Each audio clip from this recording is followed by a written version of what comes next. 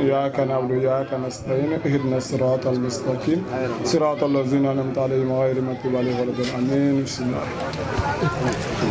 الله أكبر لا إله إلا الله الله أكبر ولله الحمد.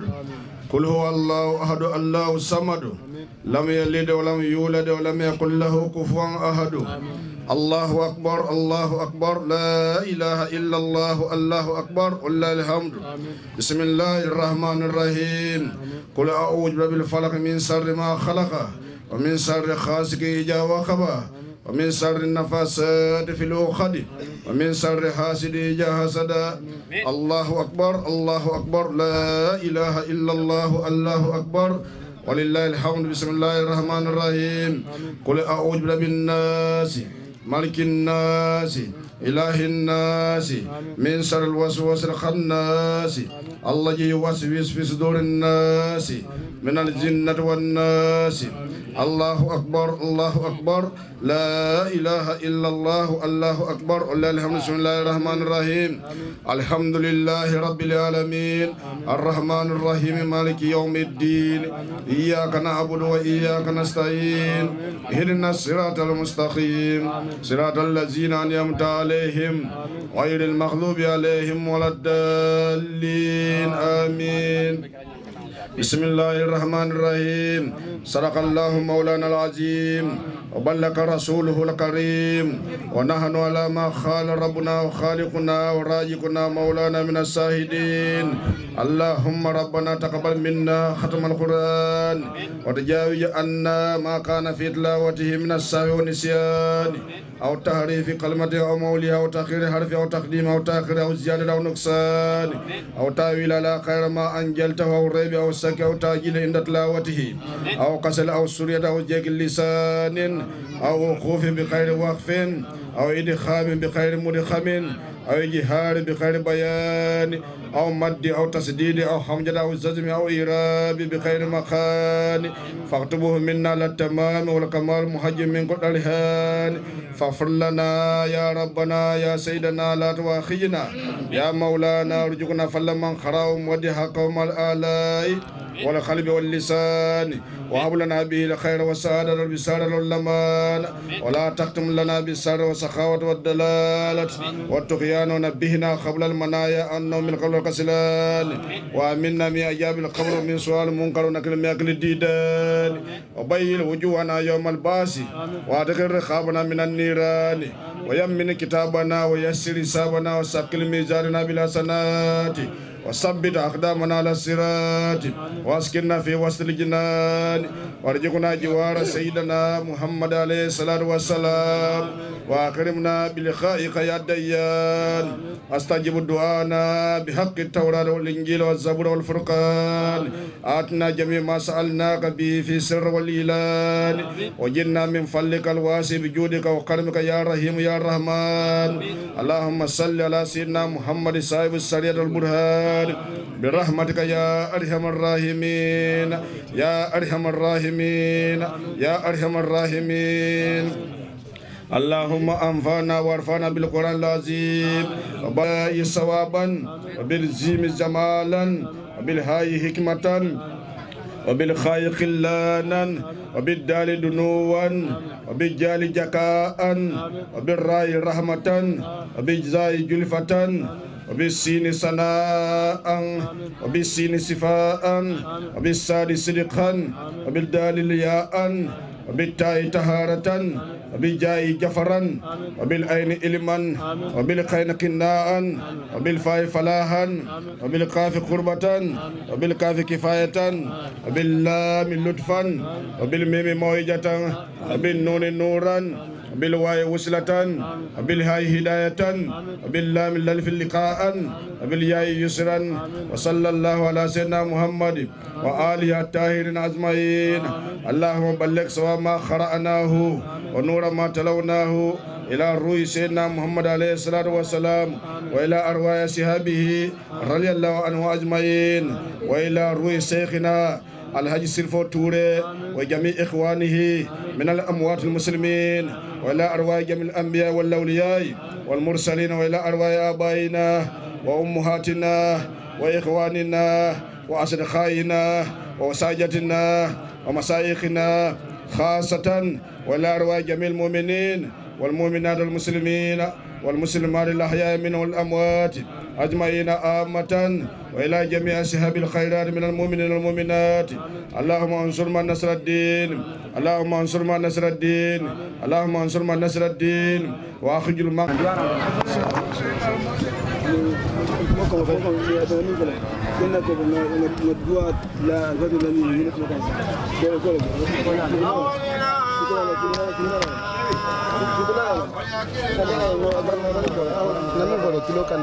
sitan nelma me ka kila kinan kila na da ke dande bakin dan tola hani a fauna kana si kene nyina nan na nyaala mu doron Dakar ko na da suuto la bar ni wonten na dungon ka taraja nga silo dantiaye o kola na muruta su sama so manda nin karambe folo la ay folo nyaala nimme na dua so mbona nga dunga ko jola aya sika aya dinan ko men nyina bi fana aya ke temmi nyama sawo sawe ketenne woto nyina ni aja mamma be na bendir duladon dunda suuto la ngalo wo nyamale mamuda kasila ngalon kon tolna nya wale o sabu woto nga tendu nga jeyi ka duaye fatala sa me ala alfaya kon do ko la memba konjola o ko la ka tendu ko be kunteran famu minti mandingol ka min fo wol mo suwarolti ala hay sew maji suware be ngalo na ala sirfo en sika ayen dia tella ayen sika en dia tella o be ko ni mbelema ndo ate abe dawoda la kala filen tor kerwanu gol nga kala muda kabi jeel hanna fotata Dakar lummin na wasamo nimma may na meta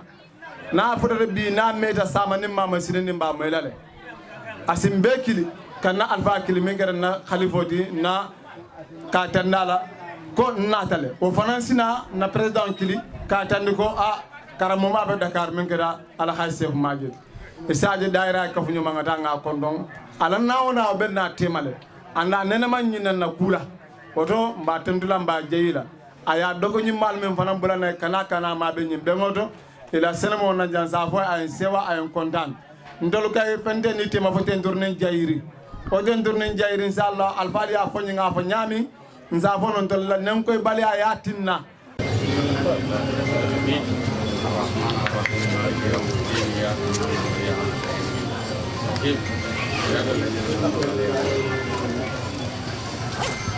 yo programme lu laña mbina wada do itan lalla membe diamo folola wala mo Omar Malanti atere mo daira la porte parole sallallahu alayhi wa sallam. Nous allons entamer un exercice que l'on n'a jamais fait pratiquement. Donc nous le faisons pour la première fois. Alors que nous en sommes à notre 23e édition. Depuis 2003, nous tenons régulièrement tous les ans un gamou annuel. Quelques années plus tard, à partir de 2008, nous avons commencé à faire un gamou suivi d'une ziara. Pourquoi suivi d'une ziara? Parce que le feu shérif, pourquoi ziara? Nous avons commencé par gamou. Aujourd'hui, nous en sommes à gamou suivi de ziara. Quand on a voulu, n'est-ce pas, créer ce daïra, nous nous sommes tournés vers El Haj Chérif Alpha Chérif Touré pour lui en parler. Je fais un peu d'historique, rappel d'histoire, tout simple. Donc, nous lui avons rencontré et lui avons proposer d'être notre guide spirituel, d'être celui-là même qui va être devant nous et qui nous éclairera le chemin. Il nous a demandé d'attendre, de lui accorder un temps de réflexion. Parce que comme vous le savez tous, c'est un érudit, c'est pas n'importe qui. C'est un érudit, c'est pas n'importe qui. Tu ne viens pas tout de suite lui proposer quelque chose tout de suite et qu'il te donne une réponse tout de suite. Il a demandé à ce qu'il fasse une retraite spirituelle, qu'il essaye de voir si oui ou non il pourra accepter de prendre cette charge-là. Parce qu'il s'agit d'une charge et elle était très lourde à l'époque. Très lourde. C'était pas facile de nous dire oui et tout de suite. Il nous a dit donc de patienter. Quand il est resté quelques jours, il nous est revenu pour dire « J'accepte votre proposition. » Après réflexion, après avoir demandé au Tout-Puissant, lui avoir tendu mes mains, je vous dis aujourd'hui que j'accepte d'être votre guide. Il l'a accepté. C'était en 2003. Depuis, on a cheminé avec lui jusqu'en 2008, l'année où il nous a quittés. Que la paix soit sur lui. Amen. Il nous a quittés. Quand il nous a quittés, on a jugé bon d'organiser une ziara. Dans un premier temps, on a voulu faire les deux séparément. Les deux séparément. Venir ici, faire le gamou, repartir et revenir pour faire la ziara. Le feu El Hadj Afan Cherif Touré. Comme vous le savez, les temps sont durs. On s'est rencontrés, on a discuté entre nous. Pourquoi pas faire les deux à la fois? Ça nous éviterait certaines dépenses. Ça nous permettrait de faire certaines économies. C'est ainsi donc qu'on a décidé de faire les deux à la fois en 2008. Donc la ziara a ainsi commencé. On fait le gamou, la ziara toute la matinée, la lecture du Coran y compris. Le soir, on a un conférencier qui se trouve être quelqu'un, un grand quelqu'un. C'est pas n'importe qui, parce qu'il s'agit de son maître à lui, Afan Cherif Touré. Il a un maître, et avant de nous donner une réponse, lui aussi, il s'est référé à ses maîtres. Il les a donc consultés. Est-ce que cette charge-là qu'on me propose de prendre, est-ce que je peux le faire? En réalité, le fait de nous dire « attendez » n'était pas seulement la réponse à lui qu'il va nous donner, mais c'était aussi la réponse que ses maîtres, ceux-là même qui lui ont enseigné le Coran, ceux-là même qui lui ont inculqué, qui ont fait de lui, grâce à Dieu, ce qu'il est devenu. Donc, il les a consultés. Il est là, ce grand monsieur qui est là, assis dans le fauteuil. Je pense que c'est lui qui sera le premier, comme l'a dit le micro central. Il sera le dernier à prendre la parole. Après, à la suite, bien sûr, de ces illustres fils qui sont là devant moi, dont l'aîné n'est personne d'autre que El Hadj Touré. Je pense, si je me trompe, vous me le dites. El Hadj Touré qui est ici présent. Peut-être il y a un plus âgé que lui qui ne serait pas là, qui est hors du territoire. Mais aujourd'hui, c'est lui le chef de famille. Après lui, vient un autre qui serait lui aussi, qui ne serait pas là, qui est à l'étranger. Mais ceux qui sont présents, ils sont là. Dans l'ordre, je dirais, je pense, Landing Touré, Youssouf Touré et Aboubakr Siddiq Touré qui sont là. Donc, à la suite de ces Karamo également Touré qui est là, je m'excuse, Karamo, je m'excuse, Karamo, il y a Karamo qui est là également. Donc, quand ils auront fini, ils vont passer la parole au grand maître qui est ici, là, qui est originaire de la Gambie, dans le village qu'on appelle Barokounda. il est là. Donc aujourd'hui, ce rappel est important. Parce que je vous l'ai dit, c'est la toute première fois que nous organisons cette cérémonie. C'est pas évident. C'est pas évident. De quand le font, juste après le gamou, la matinée, les autorités vont arriver et on tient la cérémonie officielle. Nous avons, en étant des inexperts en la matière, le faire aujourd'hui. Mais il y a une raison, parce qu'on a pensé que demain matin, il serait difficile d'avoir ce monde. Il y a des gens qui sont là pour les besoins de la ziara, qui après la ziara vont rentrer chez eux. Il y en a qui sont venus pour les besoins du gamou, ceux-là vont être avec nous sous les tentes, écouter le conférencier qui se trouve être également le grand maître. C'est lui qui va animer la conférence toute la nuit, à partir de minuit ou 1h du matin jusqu'à l'aube, à la prière de l'aube. Donc, c'est lui qui fera tout cela. Et on a donc dit, rester toute la nuit sans dormir et vouloir juste après enchaîner une cérémonie officielle, ça risque d'être capoté. Je pense que je vais m'arrêter là pour ne pas m'étendre trop, parce que le temps qui nous est imparti, il est très court. Il y a bientôt le crépuscule. Donc, après cela, on va adresser notre remerciement au premier des Sénégalais. Le premier des Sénégalais qui se trouve être le président Bassirou Djahar Diomaye Faye, son premier ministre Ousmane Sonko et son gouvernement. Et à tous les Sénégalais. Mais alors tous les Sénégalais sans exclusive. On remercie tout le monde. Après cela, bien entendu, dans chaque village, il y a un chef de village. C'est lui le chef de village. Grâce à Dieu, si nous sommes là aujourd'hui, si nous sommes autorisés à faire cela aujourd'hui, c'est parce qu'il y a un chef qui nous l'a autorisé.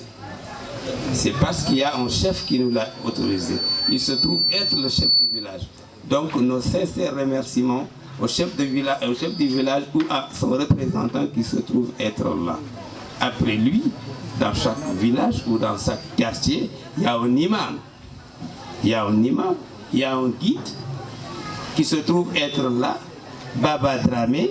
Baba Dramé, nos sincères félicitations à toi, à ta famille et à toute la famille Dramé, qui se trouve par définition chez nous, qui se trouve être les imams.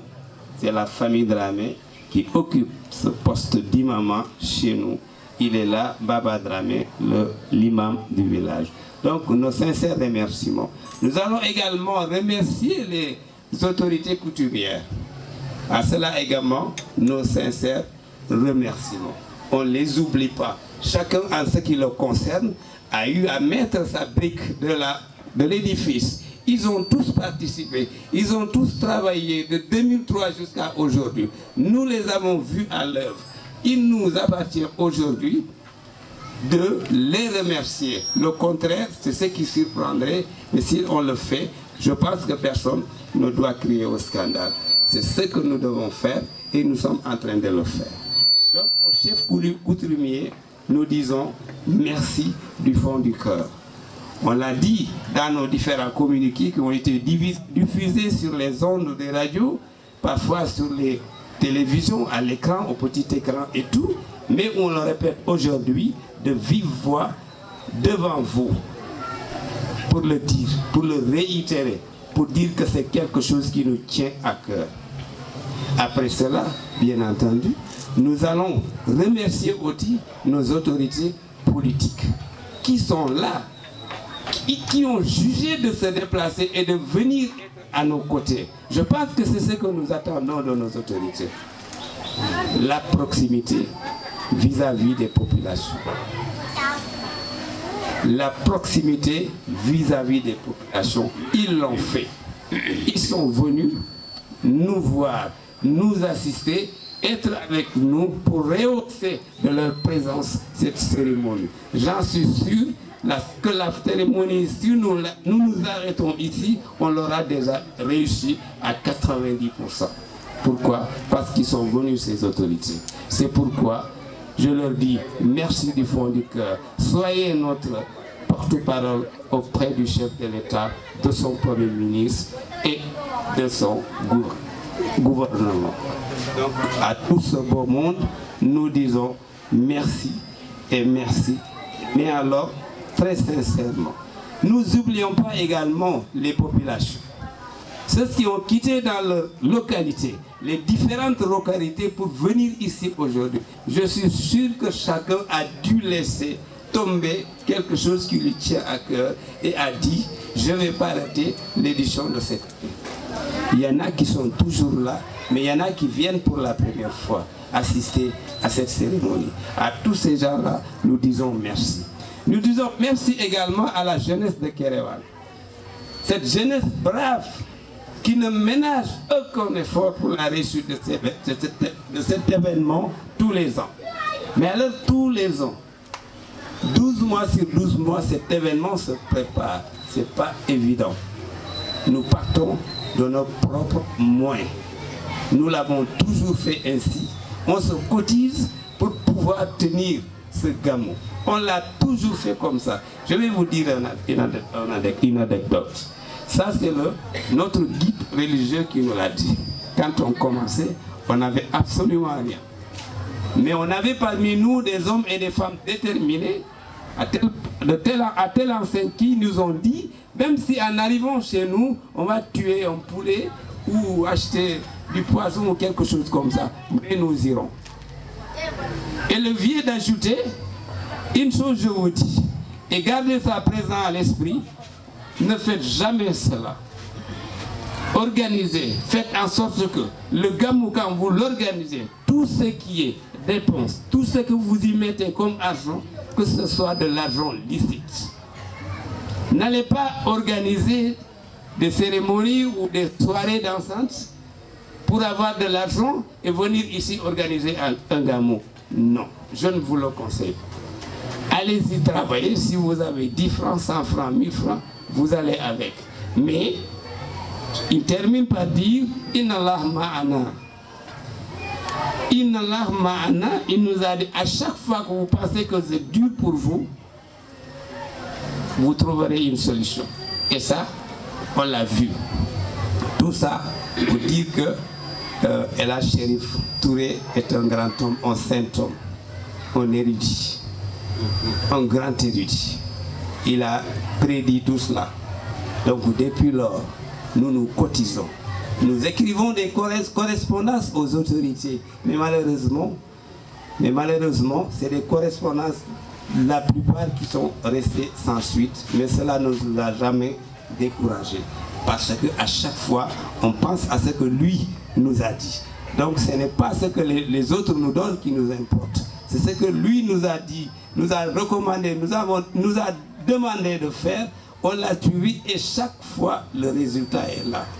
Il le dit souvent en présentant Amandé, Ninaye dit, Yari Diat. Chaque édition, vous allez dire, on n'a jamais eu une édition comme ça, comme celle-là. L'année suivante, vous allez dire la même chose. Ça veut tout simplement dire que sa prophétie s'est réalisée. Sa prophétie s'est réalisée. C'est pourquoi, grâce à Dieu, nous sommes là aujourd'hui pour essayer d'organiser cette cérémonie-là. Donc, nous remercions cette jeunesse-là, cette vaillante jeunesse-là, et également les femmes du Daïra Inallah Mana, en passant d'abord par les femmes. Vous savez, les femmes, quand on a vu les femmes derrière nous, ou avec nous, ou à nos côtés, nous nous sommes dit, tiens, c'est réussi. Ils n'ont jamais lâché prise. Jamais. Les femmes de Kéréwan n'ont jamais lâché prise. À chaque fois, c'est elles qui sont là pour nous encourager. Allons-y, allons-y. Et on avance, on avance, on avance jusque-là. Donc, à ces braves dames, nous disons merci. Et celles de Dakar également, parce que nous qui vous parlons là, nous venons de Dakar, nous sommes des natifs de ce village, mais nous sommes basés à Dakar. Chaque année, on s'organise, on vient trouver les villageois sur place. Nous, en tant que villageois, venir organiser. Donc, nos 20 dames également, nous disons merci. Et cette jeunesse que vous voyez tous ces gens qui arborent ces t-shirts que vous voyez devant Gamou annuel de Kérawan et derrière la Ziara, ces jeunes-là, ces vaillantes jeunes-là, nous leur disons merci avec un grand thème. Ils ne ménagent également aucun effort pour la réalisation de cet événement-là. À vous, merci. Et nous allons donc terminer par remercier à nouveau toute l'assistance, imam, chef de village, autorités religieuses et coutumières. Nous avons été longs, mais nous pensons également qu'il est nécessaire de faire ce petit rappel pour un tout peu pour rafraîchir les mémoires. Je sais que tout le monde le sait, mais la répétition étant pédagogique, je pense qu'on pourra vous pardonner. Merci de votre aimable attention. Bien que tu es intelligent, tu es intellectuel, mais c'est aujourd'hui que je sais bien que vraiment c'est plus que ce que nous pensons. Ouais. Malheureusement, c'est les oreilles qui sont noires sur notre territoire. Vraiment. Ablaye, merci. C'est le président. Albi Ablaye la Koumoumela, Ali Alonkonyin, Assemblée des Nations Unies, il peut nous représenter là-bas. Oui. Parce que celui qui parle, peut-être lui-même, il ne comprend pas bien ce qu'il dit. Mais ceux qui écoutaient son parleur, c'est eux qui savent. C'est lui qui parle là, comment il est. Pas tout simplement ce qu'il parle, mais ce qu'il a laissé derrière. Et le pensement qu'il a sans feuille, sans papier. Aujourd'hui, si on dit à monsieur, je ne dis pas le président du Sénégal, hein, attends, je dis le président de l'Espagne. Comme il faut aller dans le bidjaïman français, moi, car Cindy ma, comme d'antan, il s'en comprend. Président Botamou Fola, Kairakou, Niaye, na meta, Tonya le bidjé. Ni Tonya bidjé, à le bidjé. À la tedulato Tonya Nignon et les bedami. Na Ketafana Buka Simaya, Hana Siki Kendiako Juma. Niobe ala bulinyami, Jonu Niobe ala bulinyami akata, Mbuka Puteje, Kafu Niobe ala bulinyami. Nali mata manda malanyami, Aliake Nakaro Nino Hedanyote, Anim Kursilantan Tamoti, ala Kalbondi Gele, ala Niobukata. Sanji Mwani Sabebe Kumuna, Tonyale. Aduntele muta molandunga longa mumuta nyanta wala mutala has to rate wallahi momo ya muta mola muta sedole nkara mur fele no mori bere na tay ko ba sirfo mo alala molati ba sirfo mo nyimalati ba sirfo mo wadiyolati nim moy mo karandi akana boya kilometre jamala akana tara la sateto anare wo sateto anada kuma banki ayke kuma mum boko nyi jonkuma isalon ko wo moya kata kara moyenne adaya jikole itandije adum atilinta jele tinyaro manka burke kunda damin kolyata beti wala musukundati tinyaro manka burji ada man tinyar ke je fana hani tali benen karam motema hani moni motema wala na alaka nyindi mu belare de sha dino te mo sifale la yo le diala ibalo na munna comment satalla atele mu moti mo nyanta mu julu dunna jannila kolbe kelati e kana tar duniya jam nentu momi yesangi tan nan ke fo mu siato balo be bank sang wotu mo lete ka baraka kuki alfa ya banke ko janni mobe nafa sot la fa ni ya fo sa he bare yekuma ba fo jam bare basir fo tilo kol murka ke ngin daira kono aboru jamunga ke wala sembo wata be yolon adu ngani londa dum fana gamodi ata nyaaw nyaan felde fata folode hanuma no mo fon ka do ma fata ya kilim fula saba sa labon abuka ke nya ko to fenti ne bi dalo ande fa mo be bon la lo beta woto donc président yo lay tandi jamala way je la fana karam mor mela la ko banke abole nyama yalo momu yebulo muta ko e bae sine mimara nde hakilo kabula mbeta da karona ne moto mun kan karandije ning be farla salo ko non hakilo kabulala tokumo ndema muta fent ndema lon ko mbe kula ya pandela misilmi ata sahayala wala kom hani fatiha mu ya lon ka en karandi wodam mala nim bota je han wodam man maw nta jonola sako nin nata sora dantal laka wo karam molle bi jang yetali bolu konte mum bita fo keme ne soirol konte kono iman tambi muona imu moli yake ima moli yake ifali yake saite bala moli doron wili dunia fanna bela wo mun niyolati ni mu ya lonko mu ya valoko wole ka mutaka kontinati no de dunia be kole anya mun to bi dunia be difficulté mun kono bi mo be ko daddu nola ni aje telo duno be ko ngale ka wani talte ka la kan isa lon ko danke ni adam malo nkara molo alama ale nali jo alama ale nali simaya ba sirfo le fon en kil bunko na da soron ay kara falim afon le bunko no ay da soron akon nyen kara mol fele ngali karatem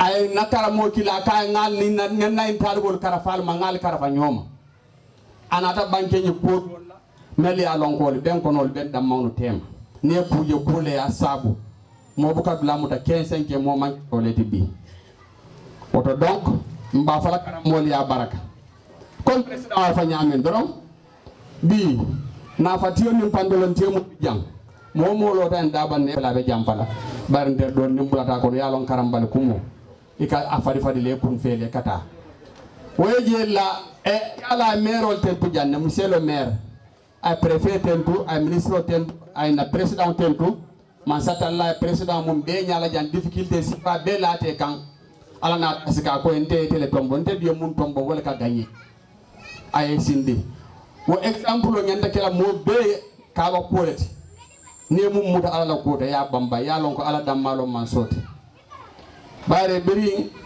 ay proximité fo jang biri place wol no me inyata mero la le inyata mero la place wol la le sawa nata si e calculer e ko sain bar sain ay ko sain mitrol bi ja ko no ko sain nga gouverneur o ki ina tajo fana buka na ki population la comme il a tala nyami e ko sain nga préfet ki nga sous préfet ki ba no tambita da men calculer janna we tambila ya atle ya long ina da si ko reke ka kata e ko sain nga mo no me mu ya long ko inyabe tarla kan de luolu anyabe tarle ka luolu isila dole ya so fo na ele la hajolu han mum manke da ordonnance le nasi kullo nole aya jare karafa lon nalma o karafo nkaramo mayo le ngan karafate malate fanana da karafo kuda ndi karamo ma wala nan dangi la ko do yano la ndun ta fe yano la fana kunde kunno la naltema na dindi ya hakilo mati nalien puje na lamfo na la njurol mati nalien puje nyandal mudo la nyami mal mudo nyam wa mati nalien puje nal natan silam falla karola ko jamala me alon ko moya kol mu o mati nalien puje wallahi alla julo mum bennan taban wala jol o yati nambe duwala le simani jata kende ala o karafo wala kuda dande hani bi wala bije ba kana ta nyami alen kana ndi o nyama e di babu nyen kenen kono e ko di mbam wol ni mboro dara ni mam mota je be jota la ya soka e di ben pataki faake woyoti ban ne fon dara je to fanti o jana ni rato e ala jure bi je ala je le yab isa je muruta o di mbabe karafarin ne al ngan karafa tadula siyatale mo hadamadun kalaw siyatale min fodali darambi bolo fola ko han erreur keta mansiya ya lon ka jaw yala nyawnya barbitum abona duwala nyin ka min alma alayoke ku kon nerenti darami fananti inshallah rabbi alago kelale comme ko tama min banke dro wala mu femitendu ay be jeyi wo molu nate danko sate min faran kono wo sate alkalo ako kiliro folo to wolela woto ayo tettu ayaji ala kilirnya ala luntalu fanan jiya kunyimma aka ya tendu kan ayaji wokan ako na bodani sate kono woto sate alfa miliyalon ko fanal be sirin jang ani miliyalon ko haniti jambare ni sate alfa le modi birin ke kunda fa musu kunda akay be konton ay be tentu ay be jeyi ila luntalu mutaku nyimala ayeng akon abototo abe kontondiro folo nan ko président ya fa nyame na banko nyaton ko ba mingeta Basir Diomaye Diakhar Faye anin ala premier ministre mingeta Ousmane Sonkoti ako aya konton be tondula abe jayila kabiri nyin kibaro futatema ikeda molle de miliyalon ko ya mutanfe wala yatina aliya kudoji jan nyinan serum almodi jenu masakunda la karola na borna akonna gouverneur mi yalo wala mu martan na région Sédhiou aba tentula aba jeyila kana préfet ka mi martan na région Sédhiou aba tentula aba jeyila ako kana sous-préfet ka mi martan na arrondissement na jende aba tentula aba jeyila kana na mero la mi yalo ko atel mu Seni Dialloti janna malarin ka tentu ka jeyi ani Sédhiou la député ba min yalo ko atel mu honorable député Ayib Daffé ani na janamalarin ko mi yalon ko faul talemu min keda aja ulematu bayoti ako aba tentula aba jeyila ila kuwol mutanyam fe ako ni wo bota gendarmerie min yalon ko itolle ya kinan jankana kalon fe na sécurité sabula abe wol fana gendarmerie ñin ke tendu ke jey ni la commando mi yalo woni kinan kana jam aka ñulu konton ay tendu ay jey alafta non ka banke ñin jam fandi ñinti barabudun ka lo jam folo fo janne be futara tanto ko inshallah ñene mo imam wala banke oti ay kilari ay minna budun nanne ko baliya wala atinna dombi ma fo no telefta la ñami bar inshallah ay kuytandi na la min saliyata ñinti wala mo assalamu alaykum wa rahmatullahi wa barakatuh molu nafa minna katu ngajere be molu balolu jibe kan kabiri nata hanfo be sayi minto andi be hagle turin kam fana e be hagle turin kam fana nyin kam man ku sordam be man min duwa jaade kendi a bariato iselo ala sanse nyin kam mo kana problème soto o ko la journaliste mi yale tollam kibar janjan lati ni dunya kono birin kibaro futade fanamma nga fo miya pour yede danku wala miliya ko ifatiye nga jele beye fan sola inata nyin kam nyin ko nyin kibaro sa janjandi dunia ko na ke mo be moy kuti woto wo journaliste fana kibar janjan na ndal be kinin to fono la al bota radio min ta télévision min to kinin bar nga al kafu nyoma to journaliste mo be solo ko sabula kal tendu kal jeyi nyen mo kuma kantimi allah kiraria kasini jama bema ñene mo assalamu alaykum wa rahmatullahi wa barakatuh oto ko nga faale ñamen tono puto nin kumo dara fafuta do dom ba kumo murundi la alfa bakam comme président ya fa ñame ani porte parole ya fa ñame karamo ma men kede ala serve toureti ayen siga ayen karfa mimma wala alha chef maje soireti wo chef maje soirée adoko wala ben no mari jang afa yo wodi kidariana walu ali النبي دعاء مستجابات لكل النبي دعوة مستجابات تبارك رب أما النبي بادي وهذا إلينا رحمة بسماء رسول الصفاء أدواء على بالدواء خيرا جزا الله خيرا ناس خيرا جزاه خيرا جزا الله خيرا ناس خيرا جزاه وجمع رسول الله لا يتساسوا صلى الله عليه وسلم قد أفلح المؤمنون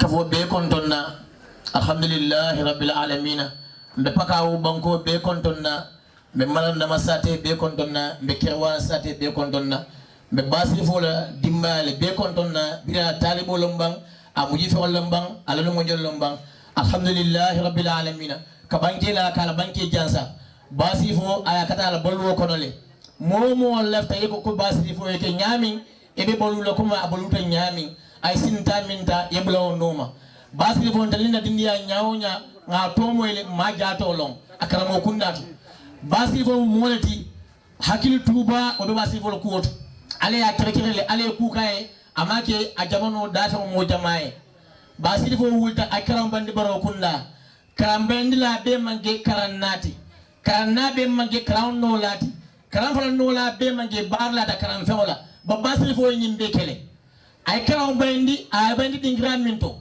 ayekata ayake ayano kabile ayano fana ananata yakar ni min aya barale be si ade do janne paka banko kan jumal basile fot handi ni me fundo kon abe alonne oto mbebe tentula mbebe jeyla mbebe ya marla nganden komin basile fo abarata nyami ngambaro ke nyanyam o man wasala bi wasilin wasala o man wasala bi fasilin fasala momi yede mola min sita ni yede fana gasile ban ni yede mola min mansi nin tamika biloko kuntule oto basile fo momo yede nala ite nimsala ile demata ni man basile fo lo awuru jibe bang ya talibol jibe ni yo jidam bang o damman kawon no male basile fo ya katale ala balwo kono ay kalmol bunya ayelo ni le plaso wana la kuoku fo so ko na duwe mabeje basile fo la bemu kilembuka kija so ko na duwe mabe al kalbasiyo an kamaltale afsatale amandasa alhamdulillah rabbil alamin oto mbaram nyimma kalamo cheikh abina bankela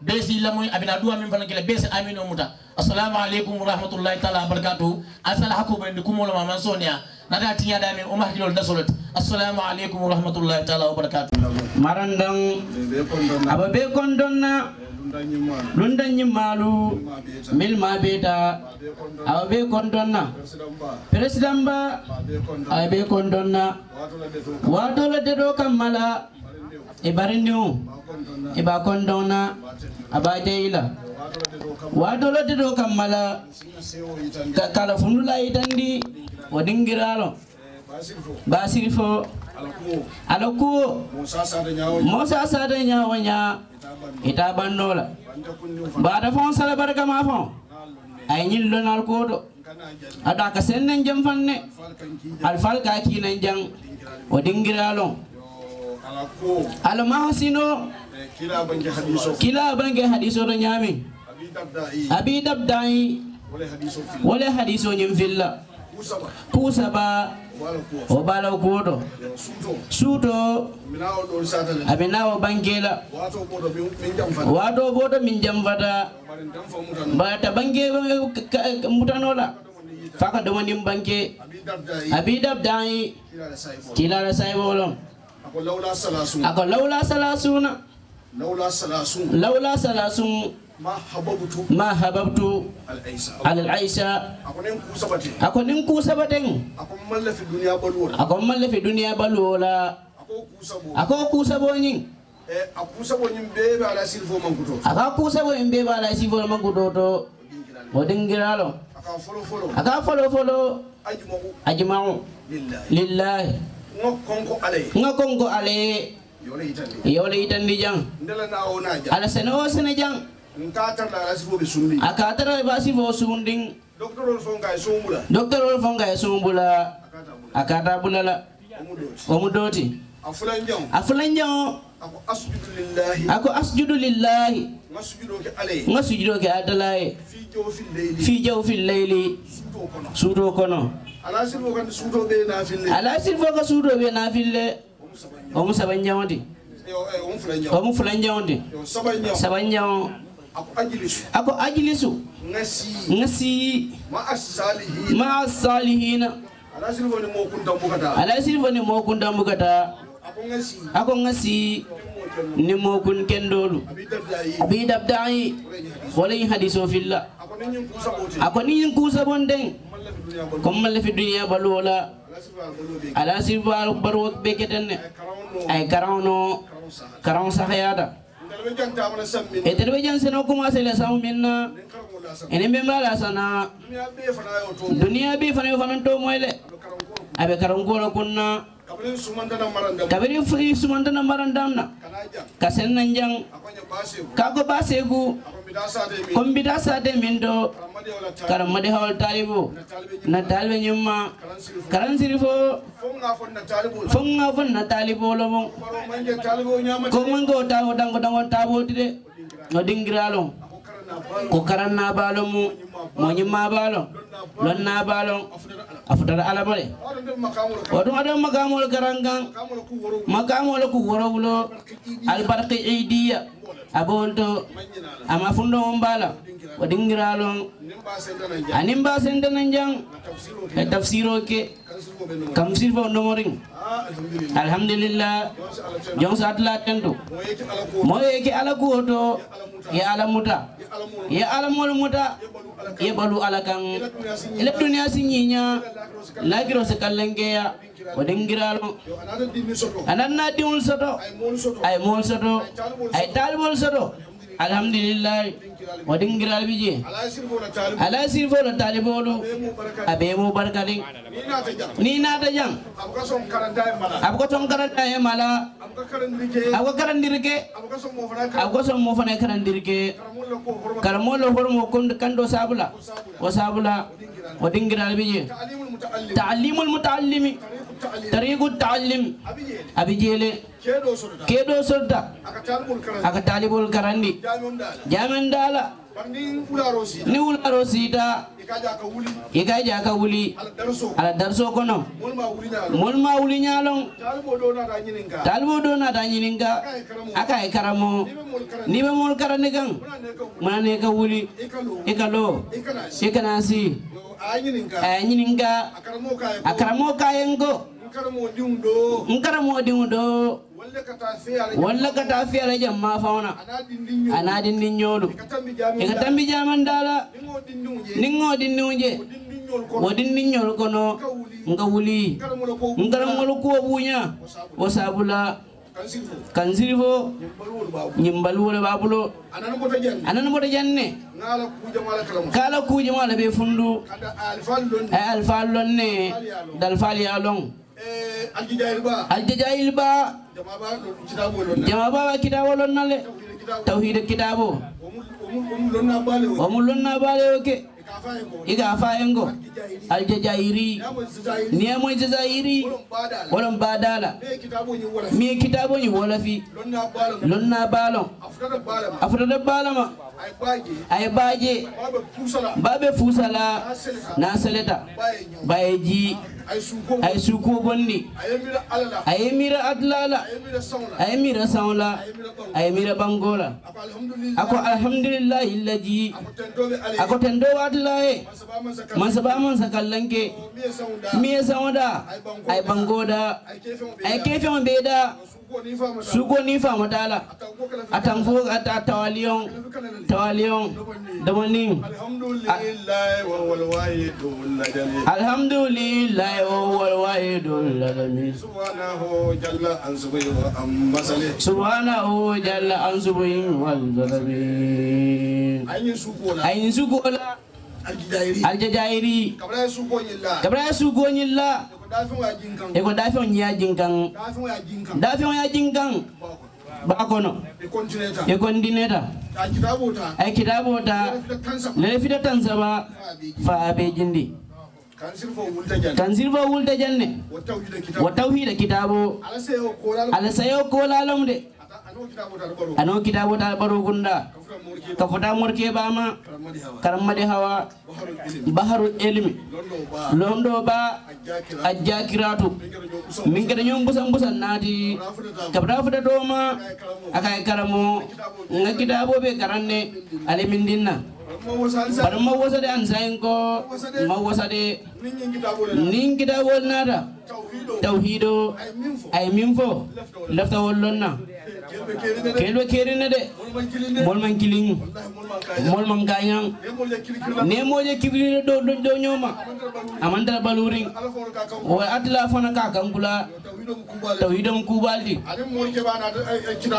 ani morke bana kitabo nyimbeta ka be sayingan harfo akoto yimuna yitandi Allah taala la koto ana man sabaya karokat latla wadi atla enne farifuni qabla an ta'buduni illam ta'rifuni fa kayfa ta'buduni qul huwallahu ahad niyamo ko sinya kilim ana ko no be kayanda kula be kulwa kono aman jamfa sodo bakara wakara tadi baminga bangeje wal kadi atlaye kul huwa Allah fatoto tibang Allah bismillah ajamilon toto mustaku minallahi abi farda Allah wala bismillah arrahman نعتو أول أفرد الله ولا بلا الرحيم نعتو ثاني أفرد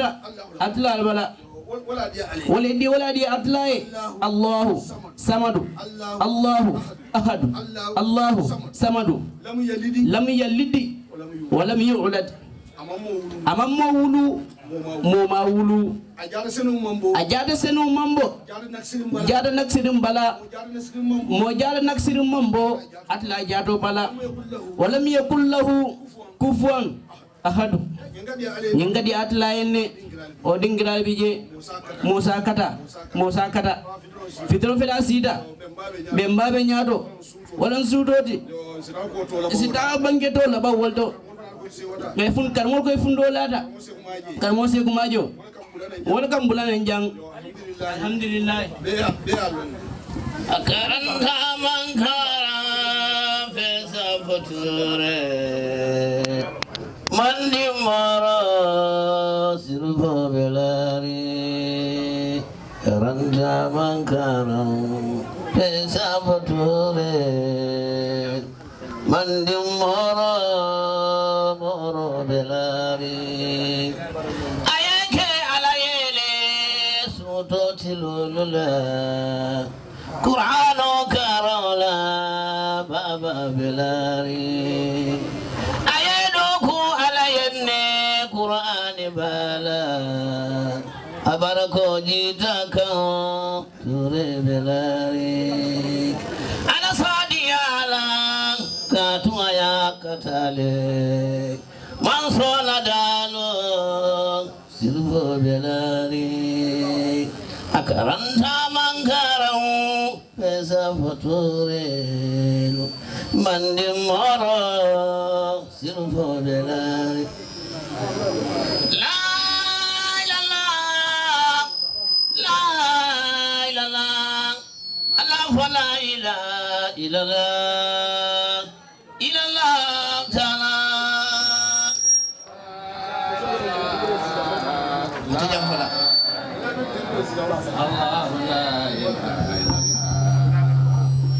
Allah ta'ala isi hakoto Boubacar alhamdulillah salawatu sita ite dun nangi ni a commencé o keke kula sudo ko na janna karamolu swani kunda kalifo ala délégation fele wolle frata dien kalifa ba yaya swane anin à la délégation balu sanno frata inter kumo kono karamo bismillah isina yefta alena kana contendro moro fel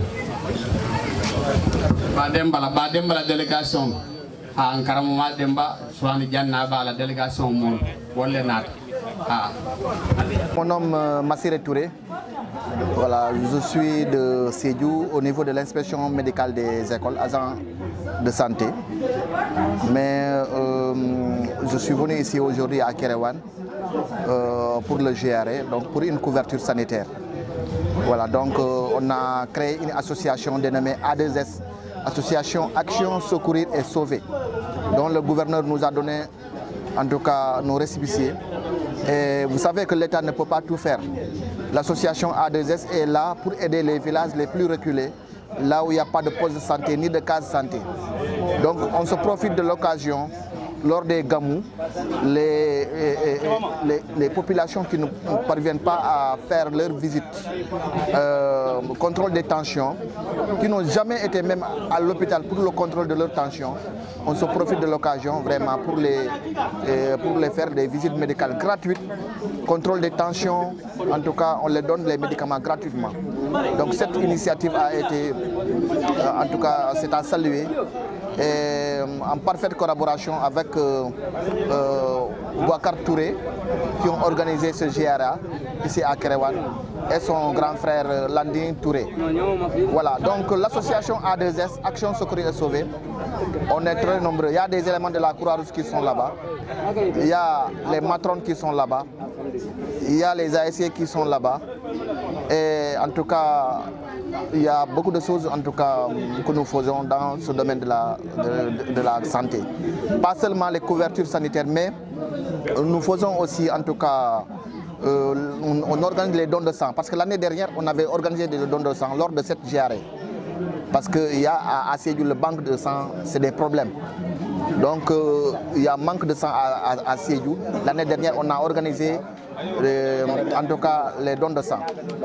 Maintenant, cette année, on a eu à organiser les visites médicales gratuites donc pour aider les villages, en tout cas les plus reculés. Est-ce que la population a adhéré pour avoir Oui. sont les signes les plus importants? En tout cas, la population, ils ont adhéré. Et étant donné que ce qu'on a visité aujourd'hui, c'est très important. Le taux de tension, en tout cas, qui sont élevés à 18, 19, 20, 21 même, c'est très élevé par rapport à ça. Donc raison pour laquelle on les sensibilise. On les sensibilise le fait de ne pas prendre les viandes rouges la nuit, le sel la nuit, et on les réfère aussi au niveau des structures sanitaires, des postes de santé les plus proches, les districts les plus proches. Donc ce qu'on a constaté aussi, il y a des gens qui n'ont jamais été à l'hôpital pour le contrôle de leur tension. Et ça, la population a adhéré. Ce matin, on a commencé les visites vers 10h jusqu'à 13h. On a eu 150 personnes qui sont venues faire leur visite. Mais parmi les 150, les 100 personnes ont eu les tensions qui ont très élevées. Donc 17, 18, 19, 20, vous savez que ça c'est très grave. Donc nous sensibilisons vraiment les populations de venir vraiment contrôler leur tension, c'est important. Parce qu'il y a des gens qui font des va-et-vient, mais ils n'ont jamais fait en tout cas les visites médicales. Donc ça aussi, la cause ici à Kerewan, il n'y a même pas de case de santé.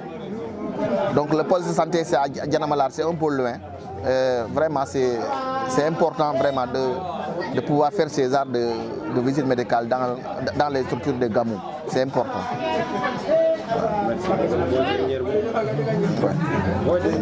Voilà, donc mon dernier mot, en tout cas, nous saluons votre structure là. On m'avait dit que vous venez de Kolda. Donc ce qu'on est en train de faire, parce que beaucoup de gens ne peuvent pas savoir, alors que l'État ne peut pas tout faire. Ce n'est pas seulement les visites, mais s'il y a des cas d'accident ici, on a les secouristes ici avec nous. Les sapeurs sont loin, ils sont à Sédhiou. Des fois, s'il y a des accidents ici, ce sont nos volontaires qui font les premiers secours. Ils font alerte précoce, action précoce. Donc ça, c'est important. Vraiment, nous saluons vraiment cet acte. Et on vous remercie aussi, vous les réseaux sociaux, parce que sans vous, vraiment, l'État ne peut pas nous voir ce qu'on est en train de faire. On se cotisait même pour acheter les médicaments. Vous avez vu les médicaments qui sont là. On se cotisait des fois. Donc vraiment, je salue vraiment l'initiative et nous allons continuer à faire ces arts de travail. Merci.